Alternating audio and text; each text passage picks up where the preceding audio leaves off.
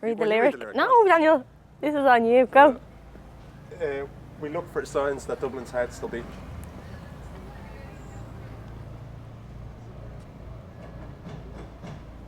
That lyric comes from a song from they were lynched at the time called Lankin. It was written by a friend of ours, Keane Lawless. So Keane co-wrote that song. For us, and putting it over the shop, it was important to say that maybe if you go in there, we're trying to do things that keep the heart still beating, but that you think of the collective sense of community and just people looking after each other, and the state looking after people, and the state making sure that everyone has a good level of education, of healthcare, and of housing. That's failing now, and that needs to be. People need to rally around that and to, look at collective and community interest rather than just self-interest.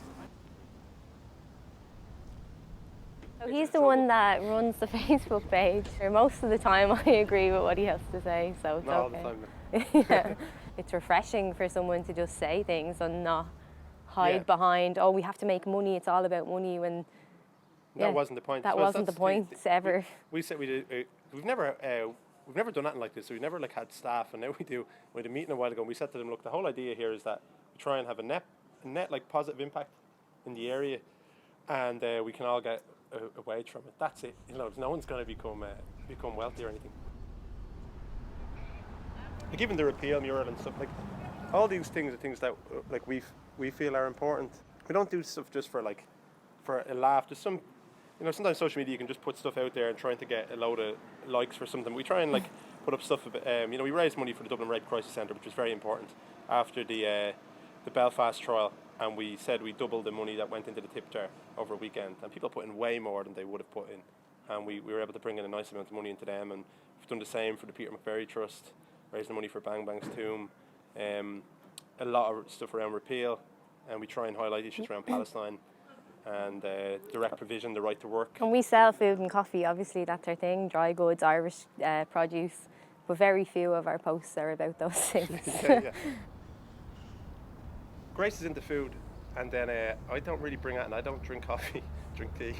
And I thought this would work. Don't say that. The honest background is, I suppose, was I used to go to Lilliput a lot in Stony Bar, and we lived up in Glasnevin. I was driving through here, and I'm involved with Bows and no Phibsborough, and I was thinking there should be something in Phibsborough a bit like Lilliput.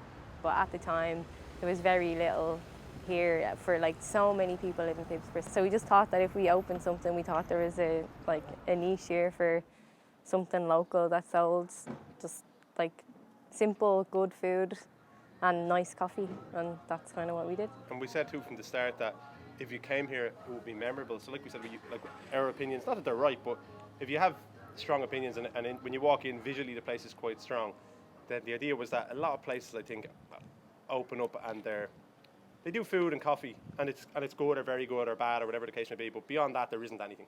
It's just very clean. It's kind of like the world's gone very homogenous where people are afraid to have opinions, and when you go to a lot of places it's just standard. They're playing regular music, everything's just plain, and we try as much as possible to sell local stuff. They the milks from an organic dairy in Carlow and the breads from Maroon and tartines. We deal with people, and everything we deal with people, not companies. So you can ring someone if you're short on something and they'll pop up with it. If you chose to, in a day, you could go about your tasks and have no interaction with another human, and that's insane. So there's a great community around here, and just with street parties and other things like that, it's important to be involved in your local area. With Daniel getting involved with, my dad always brought him to Bows matches, got involved with Bows, and then became part of a wider community. And I think probably people that get left behind are people that don't feel connected to a community or to people around them, and that's very isolating. So a simple thing to make Dublin better, get the Botanic Gardens to team up with people who are into gardening, and start in Glasnevin and push out. Call into houses where you have older people who have big gardens who are maybe at risk of loneliness, and get younger people to go in and use their garden as an allotment and share the crops with them. And you'll be having social interaction between people. You'll be using space that isn't used now to grow food that people can eat, and it'll be fantastic. Dublin had a whole litany of characters. There's Zosimus and 40 Coats, and one of them was Bang Bang, probably the most famous one.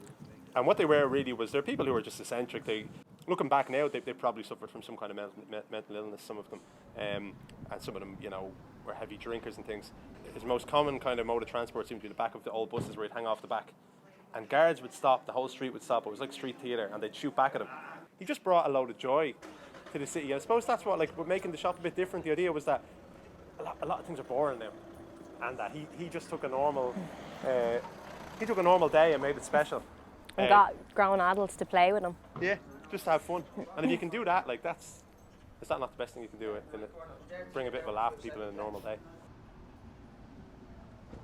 And where our parents was, money wasn't important. Money isn't important, I think, to either of us. Once you've enough to like be able to live, which is hard in Dublin, obviously, with the price of housing. But once you've enough, like, what's the, I think it's easy to fall into the trap of trying to do a job to earn more and work more, and suddenly then, you're maybe a lot of time has passed by. I think where our parents always had a sense of enjoying themselves and trying to do good things, and maybe trying to spend time with their mates and with each other, and trying to, as well as having to work to do some stuff that was good. So by doing the shop, we can combine both. And some people don't like it, definitely. There's probably people who have come in once and said, I'm not coming back there, but fair enough,